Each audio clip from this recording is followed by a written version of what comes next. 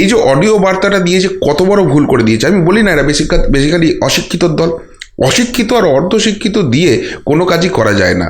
আপনি কুখ্যাতই হন আর বিখ্যাতই হন, তার পিছনে একটু শিক্ষার দরকার আছে। কিন্তু এদের প্রবলেম হলো এরা গাঁয়ে মানে না আপনি মোড়ল, ভেবে নিচ্ছে আমরা যে এই জিনিসটা করে দিয়েছি ব্যাস ওরা ভয় পেয়ে গেছে, ওরা আর আসছে না। কিন্তু না, এই যে ভুলটা করে ফেলেছে আজকালকার দিনে টেকনোলজিটা যে কত মারাত্মক জায়গায় চলে গেছে। এবং ইডি মেনলি যেটা ইনভেস্টিগেট করে পিএমএলএ, তাদের ইন্টারন্যাশনাল স্তরেও কিন্তু সেই জায়গা থেকে সাহায্য আসে। ফলে যত রকমের তদন্তকারী সংস্থা আছে তারা কিন্তু সম্পূর্ণরূপে সাহায্যের হাত বাড়িয়ে দিচ্ছে। এবং এই কার মোবাইল থেকে হয়েছে, সেই মোবাইলে কি ডেটা রয়েছে, সেখানে কোন কোন ফোন কল এসেছিল, সেই সমস্ত রিপোর্ট কিন্তু চলে এসছে এবং সেই রিপোর্টটা কিন্তু জমা পড়েছে। ফলে ওই 194 জন এবং যার মোবাইলে গেছে সেই 100